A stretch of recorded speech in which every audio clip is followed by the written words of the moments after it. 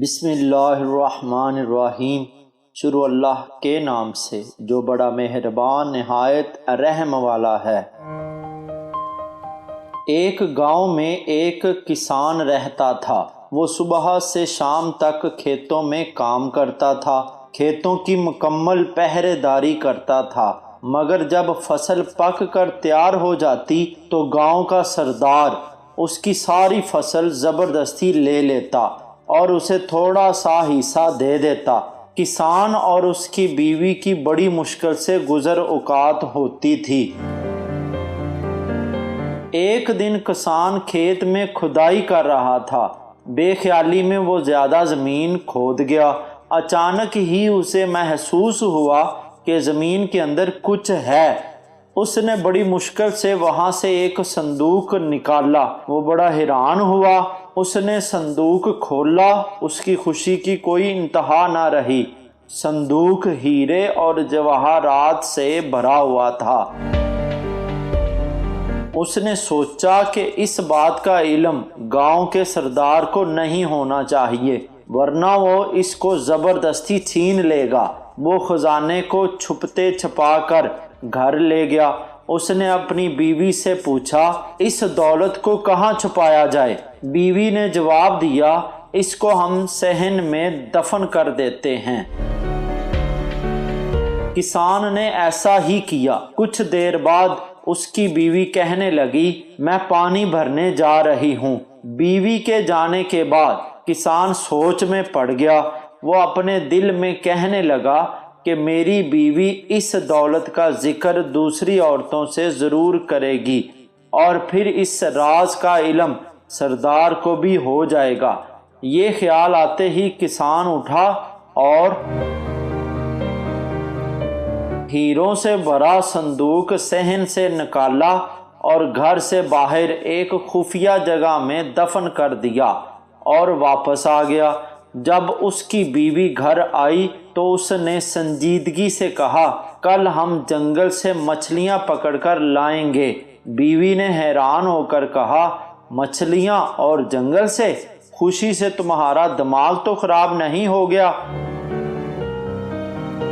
کسان مسکرا کر بولا، کل جب تم جنگل جاؤ گی تو خود دیکھ لینا۔ اگلے دن کسان سورج نکلنے سے پہلے گھر سے نکلا اور گاؤں کے مچھیرے سے بہت ساری تازہ مچھلیاں خرید لایا۔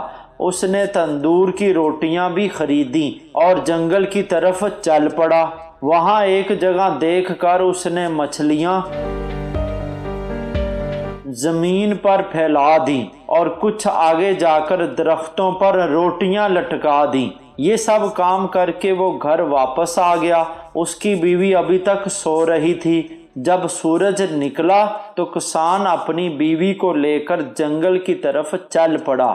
اس کی بیوی نے زمین پر مچھلیاں دیکھیں تو حیران رہ گئی۔ پھر اس نے سب مچھلیوں کو اپنی ٹوکری میں رکھ لیا۔ آگے جا کر درختوں پر روٹیاں دیکھیں تو کسان سے کہنے لگی، درختوں پر روٹیاں لگی ہوئی ہیں؟ کسان نے کہا، یہاں روٹیوں کی بارش ہوتی ہے، کچھ روٹیاں درختوں پر اٹک جاتی ہیں۔ اس کی بیوی بڑی حیران ہو رہی تھی۔ کسان اور اس کی بیوی کے دن پھر گئے۔ اب وہ پہلے سے زیادہ اچھا کھاتے تھے۔ تھوڑے دن بعد ہر طرف یہ بات پھیل گئی کہ کسان کو کوئی خزانہ مل گیا ہے۔ اب یہ راز بھی نہیں رہا تھا، ہر کوئی جانتا تھا کہ خزانہ اس نے گھر کے صحن میں چھپا رکھا ہے۔ پھر بھلا یہ بات سردار سے کیسے چھپی رہ سکتی تھی؟ پہلے اس نے کسان کی بیوی کو اور پھر کسان کو اپنے ہاں بلوایا۔ کسان جب سردار کے پاس گیا تو سردار نے کہا، کیا یہ سچ ہے کہ تمہیں ہیرے جواہرات سے بھرا صندوق ملا ہے؟ کسان نے حیرت کا اظہار کرتے ہوئے کہا، یہ بالکل جھوٹ ہے۔ سردار نے گرج کر کہا، تمہاری بیوی مجھے سب کچھ بتا چکی ہے۔ کسان نے ہاتھ جوڑ کر کہا، میری بیوی کا تو دماغ خراب ہو گیا ہے، یہ تو آج کل الٹی سیدھی باتیں کرنے لگی ہے۔ جب کسان کی بیوی نے یہ سنا کہ اس کا شوہر اسے پاگل کہہ رہا ہے تو وہ غصے سے بولی، حضور جو کچھ میں نے بتایا ہے وہ حقیقت ہے، یہ صندوق ہمارے صحن میں دفن ہے۔ سردار نے خوش ہو کر پوچھا، یہ ہیرے جواہرات کا صندوق کس دن ملا تھا؟ کسان کی بیوی نے کہا، اس دن صبح کو، جس کے ایک دن بعد ہم جنگل سے مچھلیاں پکڑنے گئے تھے۔ یہ سچ ہے، یہ وہ دن تھا جب آسمان سے پکی پکائی روٹیوں کی بارش ہوئی تھی۔ یہ عورت تو واقعی پاگل ہے۔ سردار نے مسکراتے ہوئے اپنے ساتھیوں سے کہا۔ سردار کے ایک خادم نے سردار کے کان میں کچھ کہا۔ سردار نے اپنے خادموں کو حکم دیا کہ کسان کے گھر جاؤ اور صحن کھود کر خزانے کا پتہ لگاؤ۔ خادموں نے سارا صحن کھود ڈالا مگر وہاں انہیں کوئی خزانہ نظر نہ آیا۔ وہ سب واپس چلے گئے۔ یوں غریب کسان اپنی عقل مندی سے نہ صرف ظالم سردار کے ظلم سے بچ گیا بلکہ اپنا خزانہ بھی بچا لیا۔ رزق کو کم کرنے کے اسباب۔